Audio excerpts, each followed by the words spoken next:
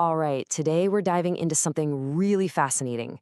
It's a cosmology from a unique spiritual text that maps out a universe way, way beyond what our eyes can see. We're going to take a journey into what this source calls the antimatter world. So, the source material really wants us to chew on this question. It proposes that our physical world, it's just a starting point for this incredible journey through parallel realms of existence, and each one gets more and more refined than the last. Okay, let's get into this. Now, first things first, we got to get our terms straight. When this text talks about antimatter, it is not talking about the antiparticles you learned about in physics class. Nope. As you can see here, the source defines antimatter as the very stuff of consciousness, dreams, and spirit, a parallel reality that coexists with our own. So here's our itinerary for this trip. We'll start by exploring this antimatter world, then journey through the Millennium Realm, which is a world of perfected humanity. From there, we'll head up to the 10,000-year realm of the immortals, and finally, we'll reach the purely conceptual blissful realm. After all that, we'll look at the cosmic map that connects them all and talk about what it means for the journey within ourselves. Our first stop is the Millennium Realm. The source describes this as a paradise for perfected human souls, a beautiful, harmonious world that's just a short little journey from our own reality. So life here is pretty much idyllic. People live for about 1,000 years on a world 10 times the size of Earth. There's no sun, not even a day/night cycle, just this constant, gentle light. And society is completely different. No nations, no money, no marriage. Everyone's a fruitarian, and the animal kingdom is totally peaceful. No predators anywhere. And this quote, it really gets to the core of this realm's moral foundation. The entire society is governed by just two simple laws. Here, selfishness, wanting to possess someone or something, is a major crime, and wasting food is a really grave offense. The focus is completely on community and respecting nature. As amazing as the Millennium Realm sounds, the source is clear that this is just the first stage. It's a place for souls to perfect their humanity before they ascend to even higher, more ethereal planes of existence. Our next stop is the 10,000-year realm. This is a world inhabited not by humans, but by immortals, or Sien, whose whole existence is even further removed from physical concerns. The environment here is just fantastic. Imagine a world 16 times larger than our Earth, and it's lit by 16 small suns. Each sun casts a different quality of light, creating these distinct zones across the planet.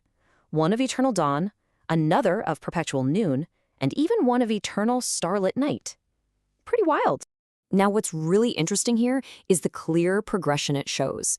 See, in the Millennium Realm, people still do simple work. But in the 10,000-year realm, there's no labor at all. The immortals just live in caves and don't need anything. Romance and reproduction? They just don't exist. And in return, they get cool abilities like flight.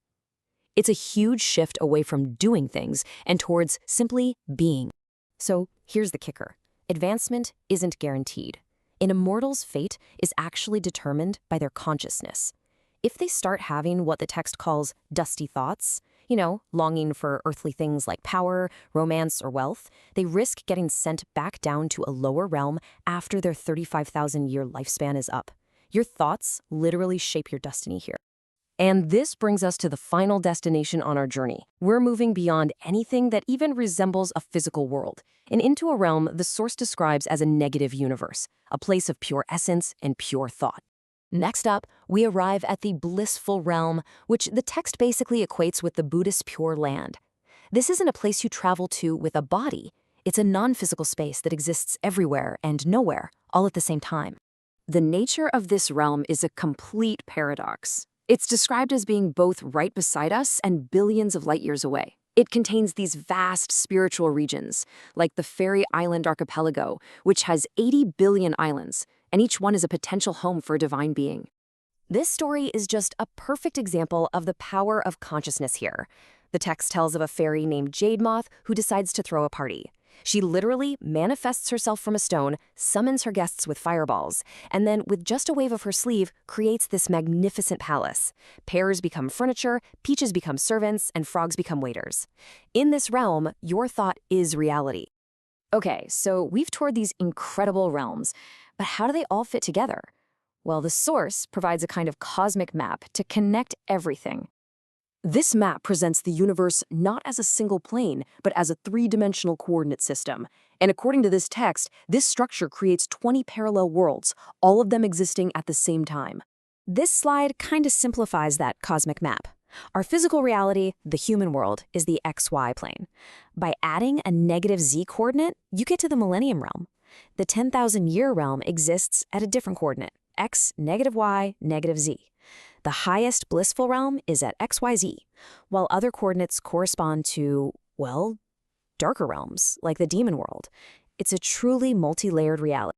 So what does this whole intricate map of the cosmos mean for us, right here, right now? Is this all just about what happens after we die? Well, according to the source, not at all. And this is the crucial point. This entire cosmology is also a map of consciousness. The text argues that these antimatter worlds aren't just somewhere else. They are accessible to us in the here and now. They are the worlds we visit in our dreams, in our deep meditations, and in our most vivid imaginings. This quote from the source really just gets to the heart of the matter. It suggests that the line we draw between what's real and what's imagined is actually flawed. If you can feel it, if it affects your consciousness, then in the grand scheme of this cosmology, it is real. The dream world and the physical world are just different points on the same cosmic map. And that leaves us with a final, fascinating question to think about.